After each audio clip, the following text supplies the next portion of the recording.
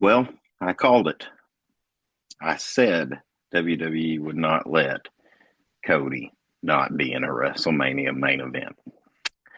And that's what we're getting. Hello, folks. I'm Clint with 80s Kids Wrestling.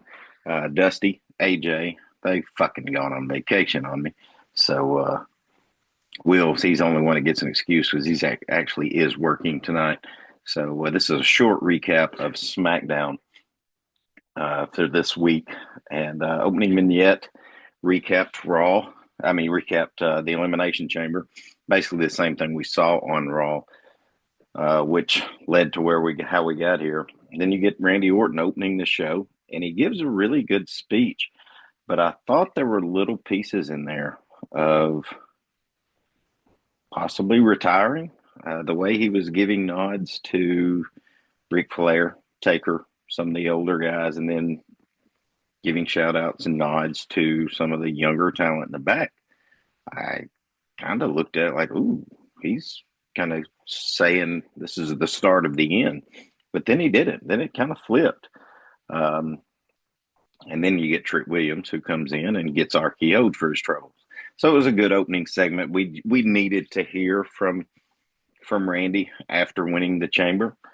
Um, I'm not going to recap everything that was on the show because a lot was not very good, especially in a 3-hour show.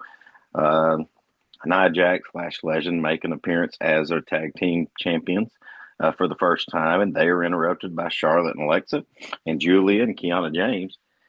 And it sets up a match, which, fuck, WWE, you don't have to be so on the nose. We knew we were getting those four going to fight because they all came out in their ring attire. So it led to a match between Alexa Bliss, Charlotte, Kiana James, and Julia, which Alexa Bliss and Charlotte both won those matches. So it was a good match. You had all four in there. We kind of shit on women's wrestling a lot here on this channel, but those four that were in that match can work, and they put on a good match. Then you cut to Cody backstage, and I said, "God, here comes Sammy." I know there's a lot of wrestling fans that really like Sammy, but I'm sick of his bullshit. Um, I like that Cody called him out on his bullshit. I don't think we necessarily saw a heelish start to turn for Cody, but I think we're starting to see one for Sammy, and it's 100% where he needs to go. Wouldn't be the last time we see Sammy tonight either. Um, but it was a good little backstage segment. Um, was very glad. I was not excited at all in this tag team elimination match, but we got to see R-Truth win a match. R-Truth and Damian Priest, and it was great to see Ron Cena back in action. We missed that guy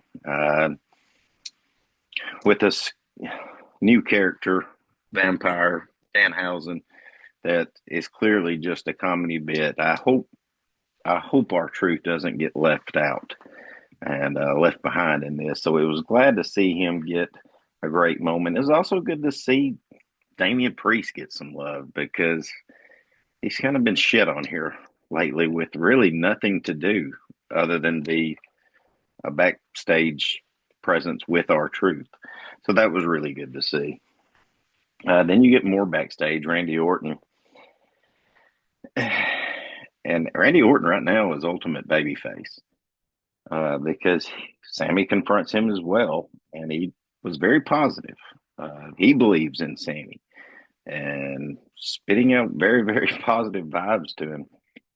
But I'm really hoping at some point we get to see, because we know now that we're not getting Cody and Fatu. We might get Drew and Fatu at WrestleMania, but I'm really hoping we get to see a heel turn and it is finally revealed, or that whoever it was, I hope Sammy is one that either attacked Fatu or Jay to build up some kind of heel turn.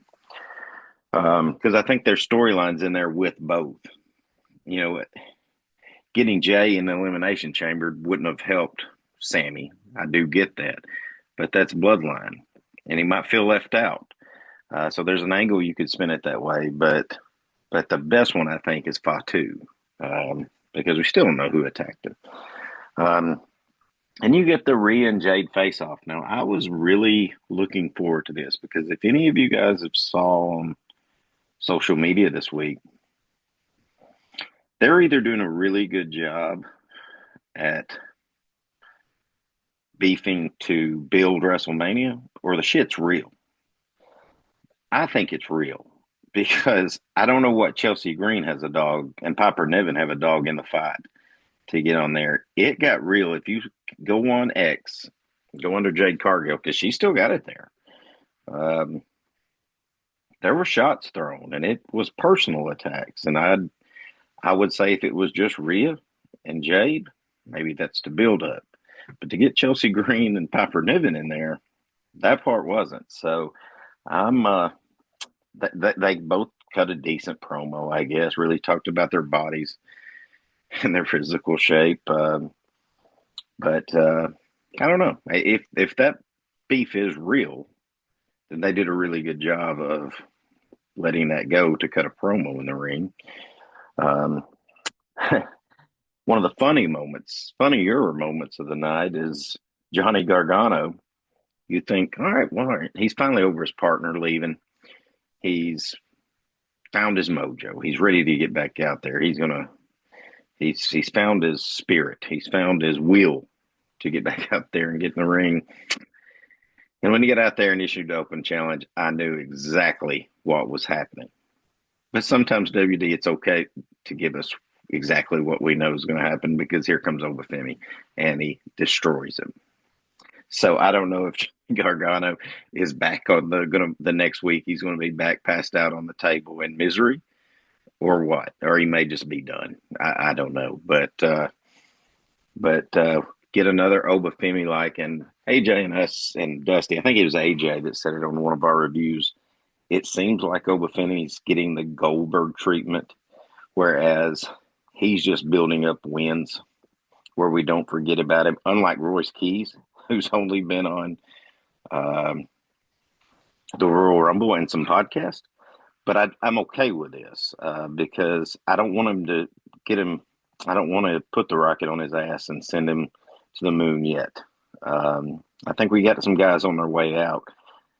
Randy Orton, Brock Lesnar, and I feel like Obafemi's probably going to be our next monster. So there's no need to rush that. And that brings us to our final matchup. Cody wins the belt against Drew after two ref bumps, and then Jacob Fatu interfering and stopping Drew from using the chair against Cody. Cody hits him with a super Cody cutter and then a crossroads and wins the WWE Championship again. I've been saying it. I've been saying it since the Royal Rumble. The WWE was never not going to let Cody Rhodes not be in a WrestleMania main event. As shitty as ticket sales are, as shitty as the product's been lately, the loss of revenue, fans stepping out. Listen, you can go back and watch it tonight. When Cody came out, yeah, we're in an era where if a wrestler has a good song, the dumbass fans in crowd are going to sing it. It doesn't matter if he's heel, baby face. They're going to sing it till the people in the back shut the shit off. But when Cody first came out, before the main part of that song hit, he was getting booed. It was very mixed review. Now, when he won, it was pretty positive. But I wanted to see Drew McIntyre go on a longer run. So now we'll get to see what happens. It looks probably like it's going to be Jacob Fatu and Drew McIntyre. But some questions it has me left with as we go into it. Is WrestleMania going to give us two baby faces in that match? Or is Randy going to turn heel? We keep seeing the little back and forth with Aleister Black in the back, possibly turning him heel. I don't think Cody's turning heel. But are we going to try it with two baby faces? Not saying it hasn't worked, but it hasn't worked much. And usually if it's all the way to that, one of those people turn in the said match. So It'll be interesting to see. I'm wanting to know where, even though I would love for Sammy to get back more in the mid card going for the U.S. title.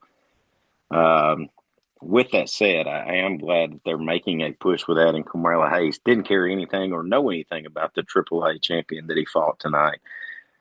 But I just don't feel like Sammy is a heavyweight. I don't feel like he's a main eventer. Nothing, no problem against the guy, but that's just my personal feelings. Some of you guys may love him. So I'm interested to see where that goes. I'm interested to see what happens with Drew Fatu. Oh, now I guess we're totally in a build-up with Randy and Cody. You've got some time to do it if you wanted to turn one heel, or just keep building to it. Interested to see what happens Monday night on Raw. Some questions that I think that's all I really have any questions about on this episode of SmackDown. Yeah, because that was the big thing, the championship match. Raw coming up next week. Brock Lesnar is returning. Interested to see if Heyman getting beat up and kidnapped ties into him coming back, or if he's still coming back and just issuing an open challenge. No matter what happened to Heyman. Interested to see what LA Knight did with Heyman, where he took him. Did you just take him and drop him off at the hospital? My prediction is LA Knight's going to answer Brock Lesnar's challenge. Don't expect LA Knight to win at WrestleMania because he gets shit on all the time. Interested to see, hopefully there's going to be more build up for the Usos and the Vision, the two of the Vision that are left, the only two, to build up a tag team title match possibly at WrestleMania. And I want to see if Seth's there and if he speaks this week. So that's what I'm looking forward to Raw. We'll have the guys back at it Monday night. I'm assuming they may still be on vacation because it is spring break here in our area. But I think I can get them on to at least review Raw with me. So if you got any questions, if you got any comments, send them to us. Let us know. We'll give you a shout out and we'll argue with you, or we'll answer them the best we can. So for the other guys, this is Clint from 80 Kids Wrestling. See you Monday night.